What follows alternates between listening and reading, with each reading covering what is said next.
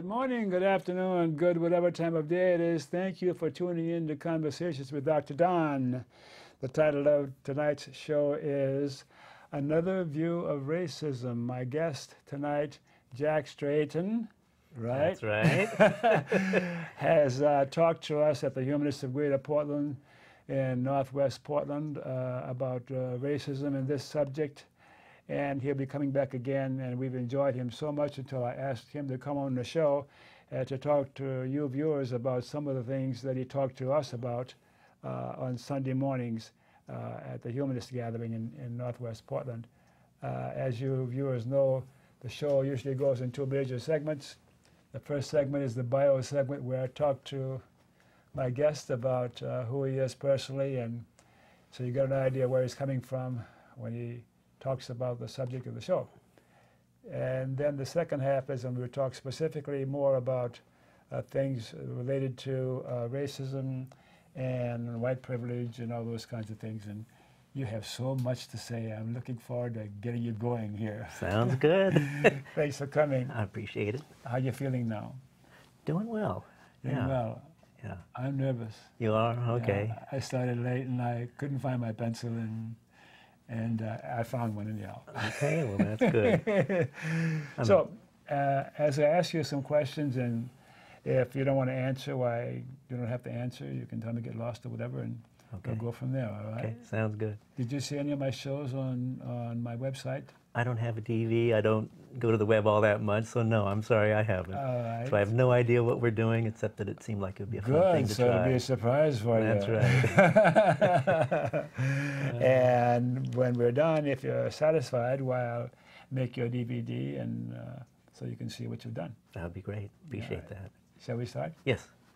Sounds good. And do you have a middle name, Jack Straighton? Yes. What's your middle name? Carter. Jack Carter. Yeah. It's John Carter Straighton is my full name, but I've been Jack all my life, so. Yeah. How'd you arrive at that name? My parents gave it to me for some funny reason. Do you like it? It'll do, yeah. It's fine.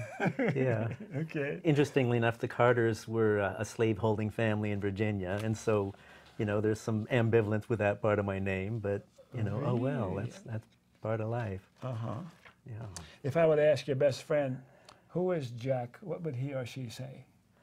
I guess I'm a compassionate human being, which, you know, most people don't own up to, but I try to go through life, you know, meeting with people on a level that, you know, reaches heart to heart. And so, you know, that's my orientation in life, I think. So this is what you're saying about yourself. What would your best friend say? What would my best friend say? You'd say, Jack is... I have no idea.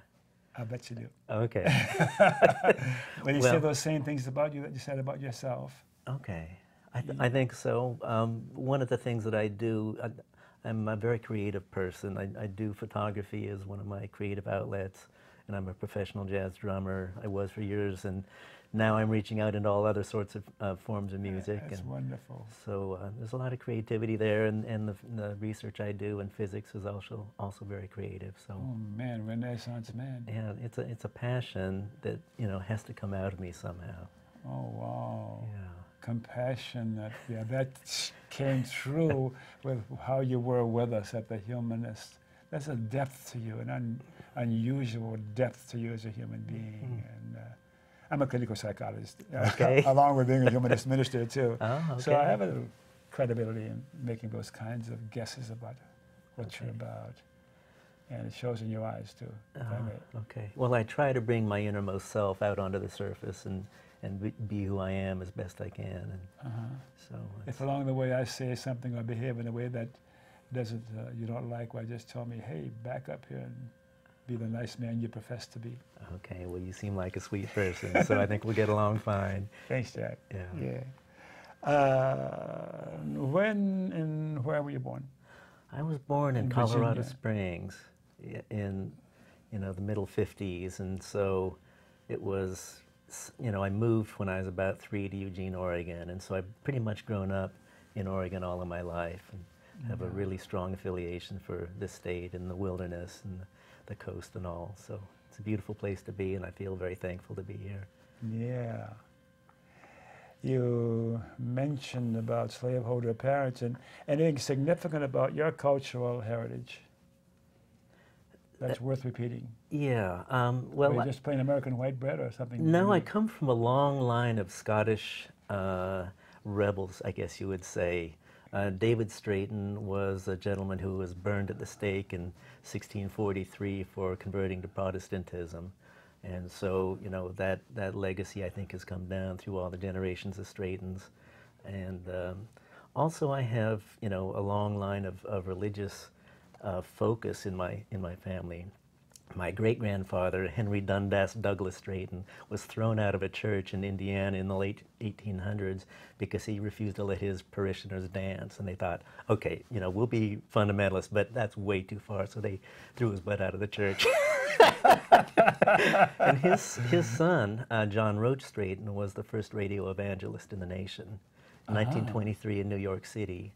And he was a man who debated Harvard geologists about evolution, and he would debate other Christian ministers about the real meaning of the Bible versus, you know, their liberalized version. And so, you know, a lot of that has trickled down through my father to me. My father was actually what's called a process philosopher. He decided through his life experience that, you know, there's a possibility that God works through evolution as opposed to you have to choose one or the other. So he taught religious studies down at the University of Oregon and was open to all sorts of religions and to no religion. And so I think all of that percolated down to me, and you know, the openness and the willingness to explore is very much a big piece of who I am. Are you essentially a-religious? I do a lot of yoga and meditation, and I think maybe that's more spiritual practice than religion in the formal sense of belonging to a group that does these things together. Yeah. Yeah. So. What do you mean by spiritual?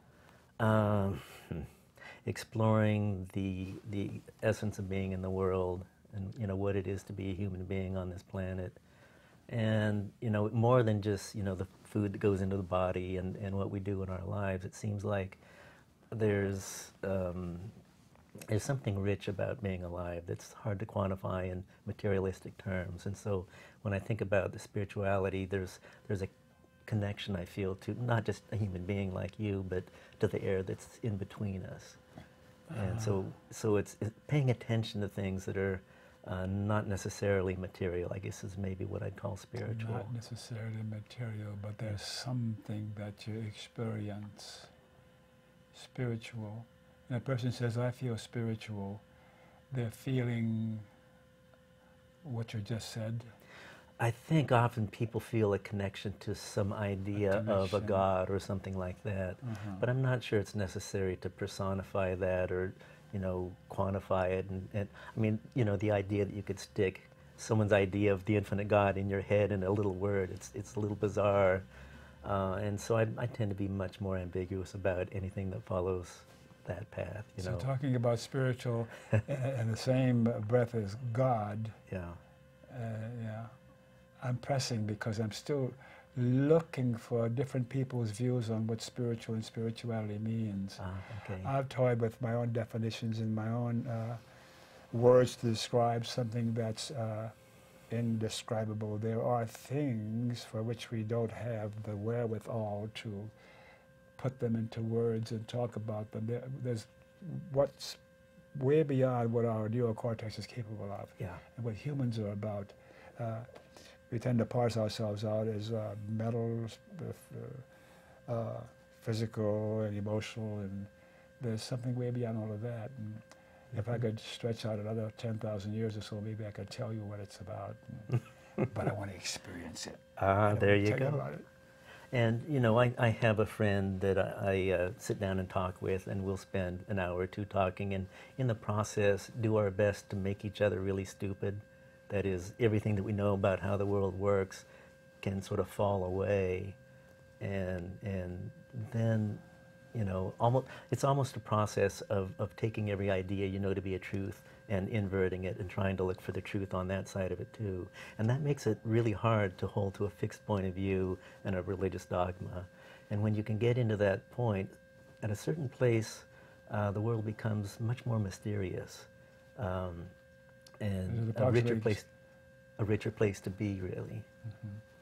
some sort, for want of a better way of looking at it, a philosophical consideration of religion and spirituality, and I don't want to go any further than that. Yeah, well, it's an attempt really to undermine every philosophy you can come up with, because the philosophies get us trapped in believing that we understand the way things are, and I think we need to move to a place of childlike, looking at the world like a child does without the filters. Really, that's the essence of what it is, trying to get rid of perceptual filters so that we see what's genuinely there.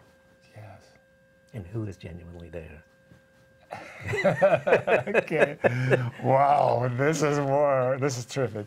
Thank you, thank you. So, religious preference, education. Yes. So I grew up in Eugene and really didn't want to go anywhere else. So I went to the University of Oregon, and it turned out that they had one of 3 of the best photography programs in the country. So I was delighted. I got into photography because it was a real joy for me. And I got an undergraduate degree in photography, Bachelor of Fine Arts. And, you know, that was a beautiful thing to have. And then I got done with that, and, you know, what is there to do professionally with that? Well, you can be a wedding photographer, right? And I thought, no, I don't want to go down that road, because it's, you know, I have a great deal of respect for people who do that, because it's, you know, you have to be on and perfect and never miss the shot, because if you miss the crucial shot, you know, you're dead meat, you know. And so I really thought that doing something professionally with the work would really destroy my heart's love for photography. Yeah. So I thought, well, let me do something else. And I had been playing music, you know, for a number of years, and I got together with friends and started playing music professionally. And, you know, by professionally we mean pulling in a whole $600 a month, maybe $800 on a good month, but managing to stay alive on that. And it was a beautiful time to be able to devote myself to, you know, the music that I was producing and trying to create new music. How long did you do that about? So that was about 3 years intensively, you know, and then the piano player I was playing with had the audacity of deciding that he was going to move to the East Coast with his wife instead of staying in Eugene and playing music with me. You know, how would you understand this sort of thing? And I was heartbroken. I was heartbroken. I mean, literally heartbroken that having put all of that time into the music, and then it's gone. It's, you know, it's gone. And so I you know, did some other things. I was a landscape maintenance technician, as they call it these days. I raked leaves for a year. And actually, fascinating. That's an interesting way to live in Oregon, because so many of us are inside looking out at the rain, you know, feeling dismal. But if you're out working in the rain with a, you know, a rubber suit on, it can actually be a beautiful experience. It's damn hard work, but there's something really glorious about, you know, working out in the world. You know, raking leaves for a living. So that was a year or two doing that. And then I was one of the few people of my high school class to actually get a job out of college that had something to do with the college degree I got. I worked in a camera store. You know, whereas all the historians and the government folks and whatnot were doing, you know, who knows what related to their degree, but really not. So worked in a camera store for a while, and then it was really time to do something else. And the same piano player and I used to talk about cosmology all the time, so I thought, you know, maybe I'll go back to school and study cosmology just for the fun of it, because, you know, I got to study something. So I went back to the University of Oregon and enrolled in their Masters of Science program in physics, and found that I had an aptitude for it, and kept on going, and they kept on paying me to go to school. So it was like, this is a no-brainer, let's keep going. And it was a real joy. And I bet you enjoyed every chapter and every step of the way, huh? Close. I mean, you know, people tell you that getting a PhD is a horrific experience. You know, I have one friend who says, you can't be a vegetarian and get a PhD, but, you know, it's actually a really wonderful thing to do, you know, for those, you know, who have never imagined that they could do this. It's like, oh, of course, just do it. Yeah. And I mean, I know you've gone through all of that yourself. Were you as tied up as some, or I were you was enjoying it? older, and I was 45 when I started Oh. back on my back for my PhD, and so I got it later in life and paid the dues and attended classes on the weekends, core classes in San Diego at United States International University. So it was really hard. And at the graduation ceremonies, there's a sister I had from New Orleans, and they arranged to have her come in and surprise me on that Sunday morning. And there is Pearl waving at me, and here oh my God. So I hear you. I do hear you. Yeah. My hunch is, have you? Oh, no. Sometimes I slip my psychologist hat on, and that's not appropriate here. Okay. Yeah. You've enjoyed your life through all these different adventures and learnings. For the most part, I mean, there are times when it feels like a tragedy, when, you know, a door shuts and you wonder what you're going to do now, and, you know, then another door, a window will open and you step through that, and, you know, typically the life has been better afterwards, even though it felt like a tragedy before. And so, you know, I don't know whether that's, you know, just the sparkly person I am at the core, or whether it's just, you know, life can be that for people, but it's been a really wonderful journey for the most part. One of my favorite questions is, how did you get to be the way that you are? Well, you know, there's a story my mother tells of seeing me when I was about 5 years old outside, you know, playing football with the older kids, like 12, 14-year-old kids, and, you know, a bunch of them. And so she sees this pile, you know, there was the ball, and then there was me, and then there was 7 kids, you know, 3 or 4 times my weight on top of me, and she was thinking, oh my God, this kid is going to be broken. And she saw me get up off of that pile, laughing at the top of my lungs. And, you know, it was really joy of being included, I'm sure, in, you know, the older kids' stuff. But, you know, I think that joy has been with me through all my life, and has, I think, fueled a lot of what I've been doing in life. Delightful. Partner? Yes, I'm in a long-term domestic partnership. We're going to be celebrating 25 years this April. Yeah, met her in Washington, D.C., and we just moved hither and yon, and eventually ended up back in Portland. Yeah. Children? No children. What does she do? She works she tries to shake money loose from insurance companies to help mental health patients, and that's some hard work, because things are tight, and things are not always done in the way to help people. Let me be polite and say it that way. Political persuasion, left, right, center, or what? Sort of depending on the particular issue, either leftish or radical. So, you know, radical is a very strange word to bring into a political discussion, but I went through a period of understanding world from a feminist perspective. A pro-feminist male is what I called myself for years, and still do. Interesting. And so there is this thing called radical feminism, which is you look at the root, you know, radical being the root of any issue, and try to find what the causes of the problem are. And so, you know, a radical feminist is one who will say, you know, look at, you know, violence as the cause of a great deal of harm to women. And so, you know, from that perspective, I think a lot of my views would be much, you know, not liberal at all, but really trying to fix the things, you know, that really need fixing. I wonder what it is that is the root of your capacity for empathy. I just wonder. Someone said the difference between a feminist and a woman's libber. A feminist says, you've been doing this to me all my life, and now it's over. I won't let you do it anymore. And a woman's libber says, you've been doing this to me all my life, and I'm going to do the same thing to you for the rest of your life. Something like that. I like that, anyhow.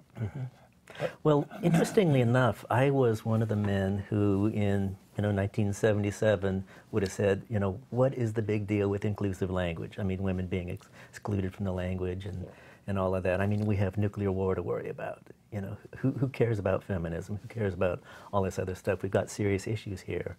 And it really took living with a woman who was daily being made invisibilized, daily being made invisible by sexism, to understand that, oh no, this really is a profoundly dangerous and horrible dynamic that's going on that needs some attention from people like me. So it really took the human element to get me out of my head and my ideas and my initial stance to understand that I needed to have some compassion for human beings, who I care about. My wife, my mother, my daughter, all of us need to think about those people, our grandmothers. What makes us who and what we are as unique human beings. Yeah.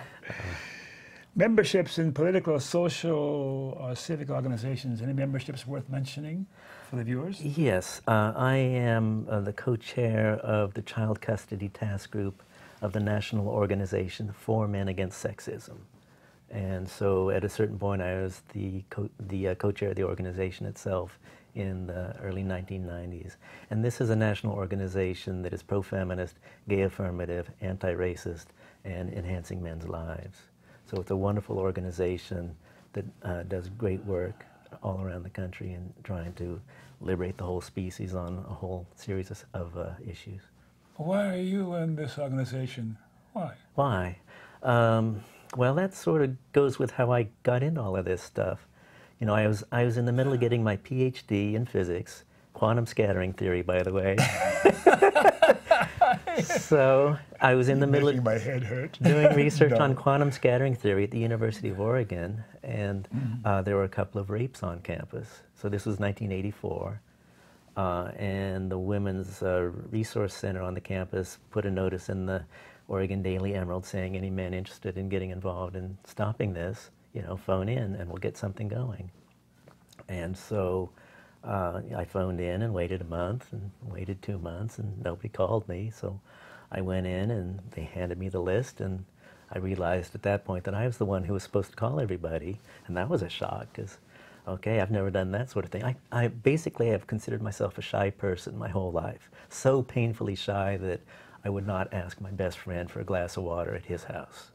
I mean, that is shy. Yeah. And then all of a sudden stepping into, trying to get a group like this started seemed like, well, I'll just try it. So I tried it and put notices in the student paper and put up posters, and we had our first meeting, and it was 6 men who showed up, and 2 or 3 of them wanted to escort women across campus to make them safe, and the other 3 of us decided, well, there's probably something more fundamental we can do than that.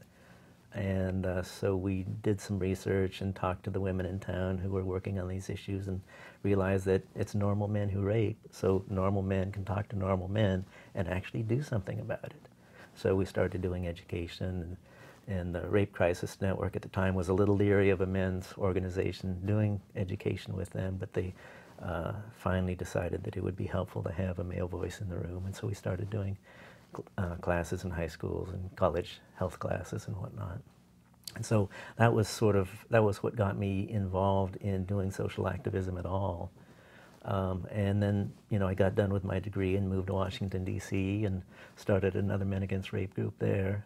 And then moved to Manhattan, Kansas, started Women and Men Against Rape there. And in the process of this, started meeting up with other like-minded men, and they told me about this national organization. And, one of the things that was beautiful was walking into a room filled with 30 men who are passionate about justice. I mean, you don't see that often. And walking in there, I felt like, oh my God, I'm home. These are a group of people I can really be with, and we'll do great work together. And, we did and have and will. Terrific. Yeah. You think of any persons from the past or alive today that you particularly looked up to or look up to or admire Any names come to mind? 1, 2, 3, or 4, or whatever. Outside of my family? Family included, Okay, whatever, as long as they're human beings. Okay. And not Labrador retrievers. I like Labrador retrievers. Okay, well, Washoe the chimp is a particular inspiration for me, but we won't go there. Yeah. My father was a beautiful human being. He died a dozen years ago, and he was an inspiration on so many levels for me. I mean, he was a very compassionate male role model. My mother was sick with hypoglycemia all my life, very low energy, and so he actually did most of the cooking. So, the glorious moment was bringing a friend home on Thanksgiving, and they walk in the front door, and my dad would walk out of the kitchen wearing an apron and greet them and, welcome them to the house. And then we'd walk up the stairs into the back part of the house and say hi to my mother, who'd be watching football on TV. So he was a role model of compassion and doing what needed to be done, because he wanted the kids raised with food. He would cook, and he was also a believer in justice, as was my mother, of course. So, one of the issues that came into Eugene at a certain point, there were some men who decided they wanted to put up a neon cross on public property. And, they were not given permission. So they snuck up in the middle of the night and erected this thing, wired it to the city grid, and there was this thing on Skinner's Butte in Eugene for decades. And so my father was one of 7 people in the community who said, this can't stand. And my father was a Christian minister, a teacher, a professor of religious studies. And yet he felt that it was important that Christianity not be smeared across the public landscape as, because there are people who weren't Christians who are going to look at that thing and feel excluded and feel put upon. And so he was part of a lawsuit that spent, dozens of years trying to remove the cross. Ultimately, they were successful.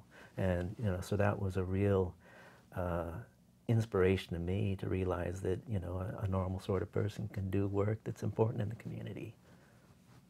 So he was a real inspiration to me. You betcha. I can see, yeah.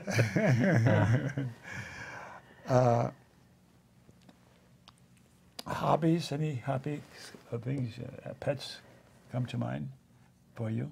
Pets? Do you have time? Well, one of the troubles with having a lot of interests is you can't do them all at once. So I sort of do photography and music and research, and then, oh my God, there's social activism, so I have to drop something else. And it's tough, but I don't know what I would put down forever. So I try to do it all. How about brothers and sisters? Yes, I have 2 delightful brothers and a wonderful sister, all older. I'm the youngest, and so had, guidance of a positive sort and guidance of a negative sort. But on the whole, we're a really close family. Really enjoy them. Yeah. My mother's now passed a year ago also, and so there's just the 4 of us, and I'm glad to have them in my life still. And I'm sure they're glad to have you. So I've been noticing my control room, and I keep looking over there to be sure I get the high sign. So they want me to take a break. Okay. So we'll take a break for a few minutes, and the mics will be off, and catch my breath. Sounds good. Let's take a break.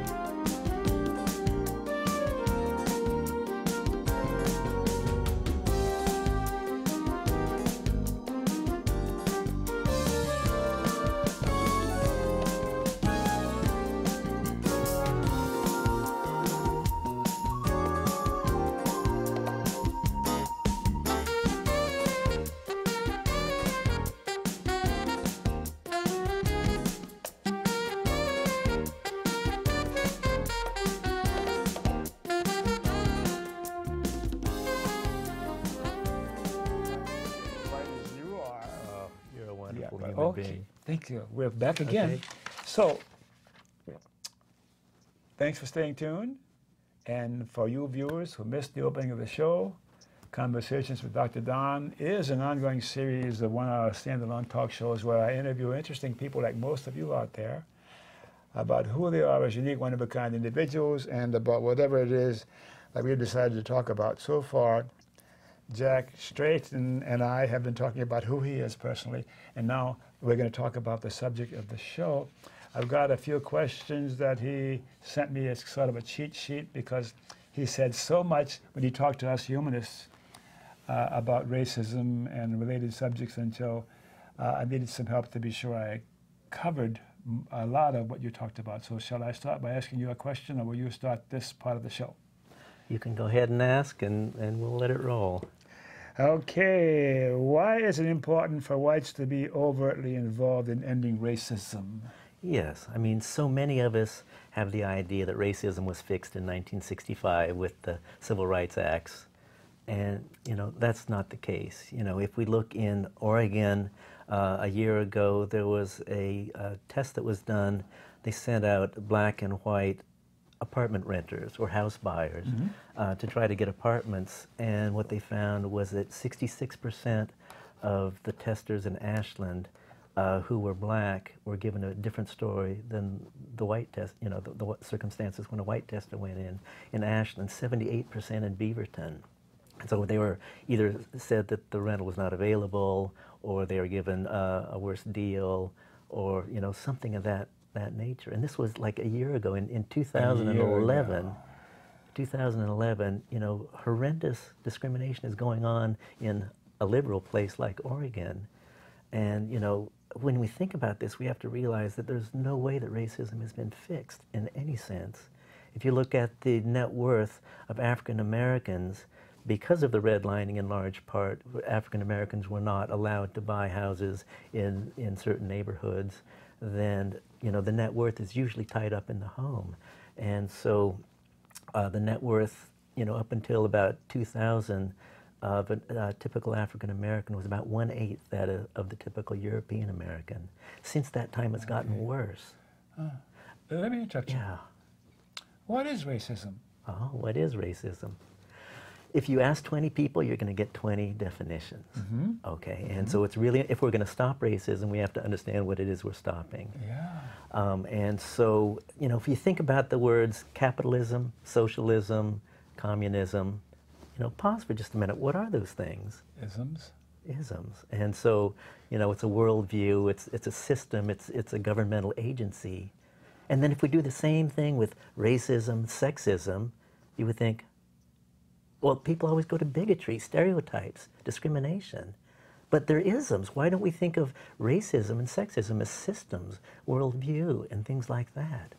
And so when we start thinking about racism, I mean, if we just imagine that maybe racism is an institution, maybe it is a worldview, a structure, then when we focus on, you know, Bubba on the street who's being mean to somebody and saying, that's the problem, we're never going to fix racism. We have to realize that institutions are the key.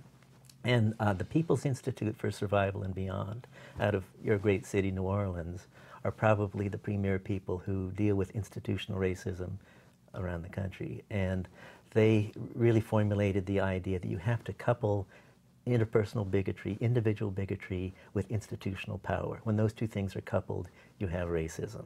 Bigotry. Tell me what bigotry is. So that is false beliefs about another group of people, and then, you know, acting on the basis of those beliefs. When I act on it, then I'm being racist. Yeah. So if you are acting on those beliefs, you know, you're bigoted. If you are connected to an institution that gives you power, then those attitudes can actually reach out into the community and do great harm. So there's actually I'm a physicist, so mathematical relation makes sense to me. You know, racism equals bigotry times institutional power. Prejudice times institutional power. And that multiplication is really key because the institutions all interact with each other, and any one incident of prejudice literally gets multiplied through a whole string of events in these institutions. But personally, can a person be a racist and be a bigot without necessarily being tied to the institution? Or? Yes, and so one of the things that you'll hear white people say is, you know, some black man was mean to me too, you know, so I was the victim of racism. Under this particular definition, I would say no, you were the victim of bigotry or prejudice. Because that African American does not have the power behind him to cause misery in white lives generally. And I think most of us don't experience a whole system of bigotry coming toward us which hampers white lives. I've never heard it put that way before, and I'm a mixed race, born and raised in New Orleans, but I never heard, could you say that again, what you said a minute ago, the difference between bigotry and racism, institutions? And yes, so, you know, interpersonal mistreatment is never okay, and it's always harmful. Sure. And should stop. But those of us who have power backing up our bigotry, our prejudice, have the power to create huge change in other people's lives. So even if I have a small amount of prejudice, and I work in an institution like I do, an educational institution at Portland State University, to the extent that my maybe small, maybe large, but even if I had a small amount of prejudice, that will filter out in what I do in my institution and can cause harm to groups of people. Whereas those, you know, Native Americans, for instance, you know, maybe have bad attitudes toward white people, but I do not fear, as a white person, I do not fear Native American power because they don't have the institutions to back them up typically. Well said. Yeah. Well said. So that's what racism is. You know, it's the whole system with a power structure backing it up. So if we're going to end racism, you know, giving individual human beings therapy, you know, as wonderful as therapists are, you're not going to fix the problem by giving individual bigots therapy, you know, or educating individuals helps if we educate them in the institutions, you know. I think as we get individual education, we go into our institutions, we can transform them for the good because we can use that institutional power that we have to promote justice as well, but we have to become aware of it. So, you know, thinking about racism as an individual problem is a big mistake, and it takes our eye off the real game, which is the institutions formed in this country were formed in a period in which slavery was not only legal but supported, and these institutions were part of that support. Or, you know, certainly after, there were a few that were formed, the banking system after, you know, Plessy versus Ferguson in 1896, I guess it was, which instituted separate but equal.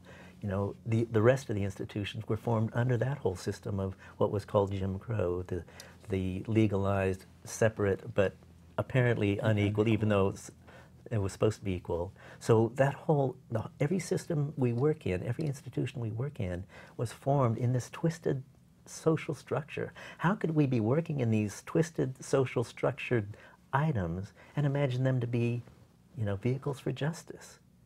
You know, we really have to look at the substructure and maybe dismantle them stone by stone to transform them into systems that can promote justice.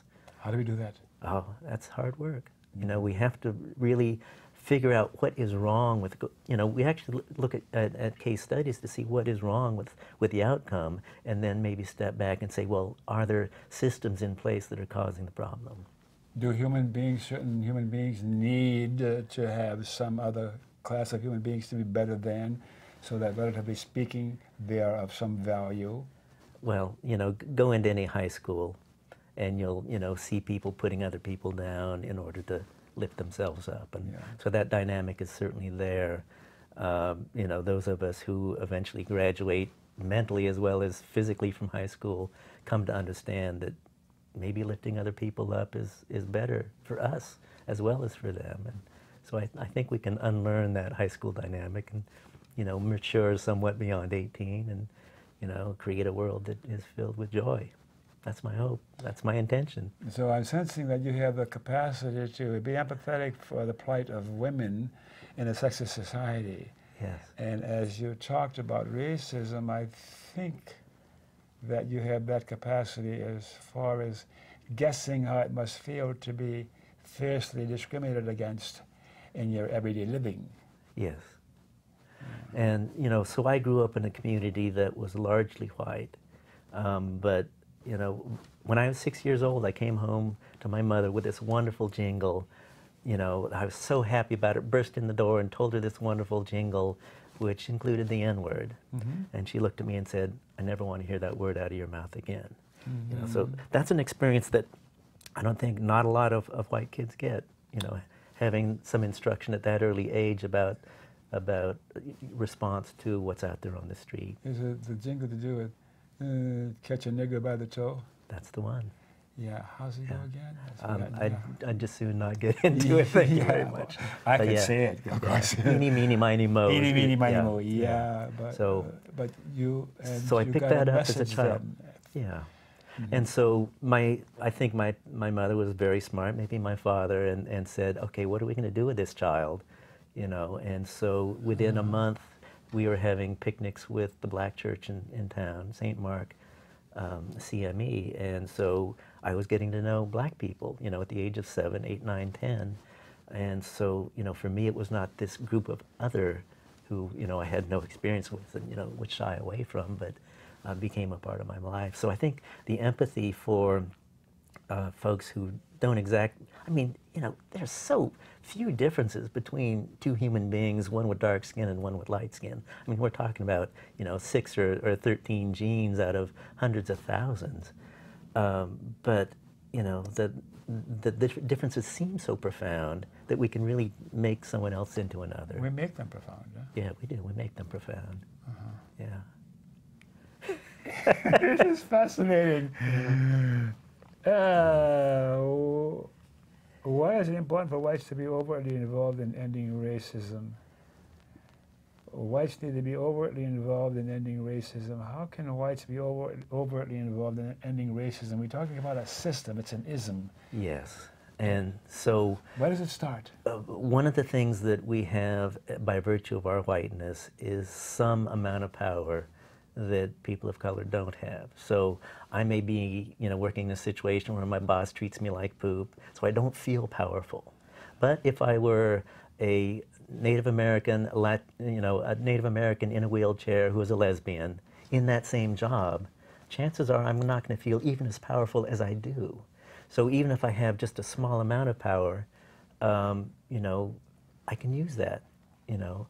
For instance, if, you know, a legislature comes up with another English-only bill down in Salem next year, you know, I can go down and testify, you know, wearing this shirt or wearing raggedy shirts, and they're going to listen to me. Whereas if a Latino would go down to talk about that bill, they get the cold shoulder. So we need more guys like you to address the system and the government. That's right. And the powers that be. That's right. And how do we get more people like you? We need to wake up and know that it's needed and that it's a valuable thing to be doing. And you know, my life is incredibly enriched by the people I've gotten to know through doing this work. I mean, it's like I can't imagine living a life separate from people who don't look like me and doing work which has no hint of social justice in it. That would seem like, oh my God, I'd be missing out on the juice, you know. How can you go through life just, you know, sitting down watching TV every night when there's great work to be done? Someone suggested that prejudice, that kind of prejudice, is one of the most difficult things to change in a human being. I think rubbing elbows with people is really the key. I mean, there's a lot of us in Portland who don't have to know people of color, you know, because, you know, there's so many white folks around, you know, that we meet in the grocery store and work with and whatnot. But really, when we actually get to know folks, that's when our hearts engage and we realize, you know, well, you know, I may have these attitudes about a group of people, but this particular one, you know, it's different. And then as you get to know more particular ones, you realize, oh man, that whole system is bunk, you know.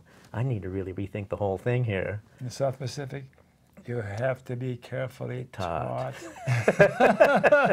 Yeah. Oh, yes. Okay. So you're doing this work to improve the lives of people of color? Well, interestingly enough, I'm doing it to improve the lives of people of color, yes, but also to get in touch with my own humanity. There's this beautiful phrase from Booker T. Washington. He says, in order to hold a man in a ditch, you have to stay down in the ditch with him. In order to hold a man in a ditch, you have to stay down in the ditch with him. And I want to stay in the damn ditch, man. I want to get out of the ditch. I want to be out in the meadows with the flowers and the birds and the mountains and all of that. And, you know, so I'm really doing this for myself.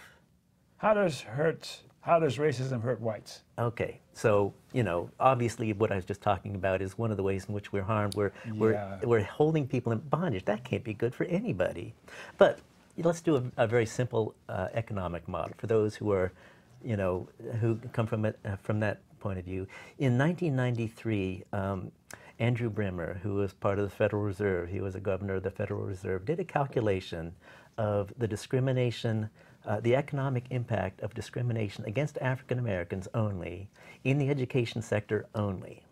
And he calculated that that was costing the entire country $241 billion each year. So the economic discrimination against African Americans, that is, not being allowed to be educated to their abilities, and then having the degree not being employed at the level that was appropriate for the degree. Those two things were costing the entire country $241 billion in 1993. Another $241 billion in 1994. Another 200, and when you think about the population of the country, it's, you know, roughly 230, 250 million people. So that's about $1,000 for every human being every year for the last 18, 19, 20 years. I mean, if I were to give you $20,000 tomorrow, would you be happier than if I didn't? I mean, my God, this is a huge chunk of money that we're costing ourselves. If we would stop discriminating, we would all, as a society, have more money. We would have more resources. And if you gave me more money, you could never give me enough money to make up for the fact that you're treating me and considering me something less than you are. That's true. So looking at the economic model is one, but I don't want to forget about the most important consideration, how you feel about me. Yeah, yeah, absolutely. Yeah. And yet many white people blame people of color for economic woes. Is that true? White people blame people of color for their economic woes? Yes, and in order to understand why that is and how that came to be, you really have to go back to 1630. And that was a time period when the white power structure in Virginia was bringing over Africans, stealing them out of their own land and putting them to work, slaves for life. At the same time, they were bringing over Europeans, white people, they are not white people, they were bringing over European human beings, and they were slaves for 10 years, called indentured servants. Yeah. And what they noticed was the white slaves and the black slaves were getting together and literally causing rebellion. You know, you can look up Bacon's Rebellion as sort of the key word to get to this information. And so they said, you know, we can't let this go on. So they started boosting the level of poor white people in Virginia up above poor black people in Virginia. And, you know, allowing them to, you know, be on slave patrol, allowing them to whip blacks, you know, preventing richer white people from whipping them naked in public. All of these were a series of laws to try to separate the blacks from the whites. And for 350, 380 years, that strategy has been working. They continue to do that. You know, if you look at the presidential rhetoric from Richard Nixon, who was, you know, promoting law and order, that was really code word for the same thing. Let's keep the blacks and the whites separated because, you know, if they get together, we're going to have problems.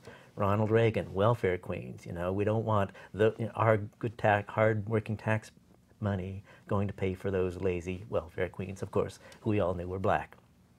You know, in his imagination. And then we have Willie Horton, you know, George Bush the Elder won the election in 1990 on the backs of this man who had been, you know, paroled African-American man. And so the fear of African-American man was the code word for making people vote for the white power structure instead of you know, people who would be more inclined to support working class whites. So, you know, the brand whiteness came into being in 1630. I would not have called myself white in 1620. You know, this is an idea. It's a virus, a mind virus, really, that I'm something called white. And it's been a very successful way to keep us at each other's throats now for 400 years. And I think it's really time for us to decide, you know, I'm not going to have those puppet strings pulling me the rest of my life. I'm going to do something about the people pulling them instead of the people, you know, sideways who are also in misery. And they have black skin, but, you know, it's those people who are causing the problems. How about racism in other countries compared to the U.S.? Is there as much racism in Germany or England or the Scandinavian countries as there is in the U.S.? I mean, I think every country has its own issues. You know, there are problems with those people, in this case Turks in Germany and whatnot. Okay. But I have one woman who grew up in England, a dark-skinned woman whose ancestry is Jamaican, and she said, the first time I thought of myself as a black woman was when I moved to Portland. Okay. And so there's something profound about the history of race relations in this country that is different from every place else on the planet, I think. White privilege. White privilege, yeah. What's his name who wrote the book, White Privilege? So Peggy McIntosh wrote an article called The Knapsack of White Privilege. And so she has a whole series of things that she gets because she's white. And so she, you know, prayed and meditated and woke up at 3 in the morning and wrote down all these things. And, you know, when I was teaching this for my class, I decided to set myself the task of writing down what my privileges are.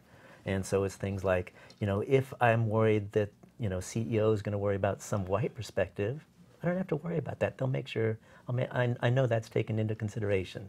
You know, the Senate, the House of Representatives, and all those folks, you know, we're going to make sure that whites are well represented. So that's sort of the crass political thing. But, you know, if I have a 3-year-old daughter, you know, she scrapes her knee, I'm going to have to take care of that. But I do not have to explain to her why perfect strangers are rude to her on the street. You know, if I have an 18-year-old son, I don't have to worry about him being picked up by the police because some white guy was seen robbing a grocery, you know, 10 miles away. So those are the sorts of privileges that I go through with life with by virtue of this skin. What's the title of the class you're teaching? So this is a class called Freshman Inquiry. It's a year-long course, and it's called The Work of Art.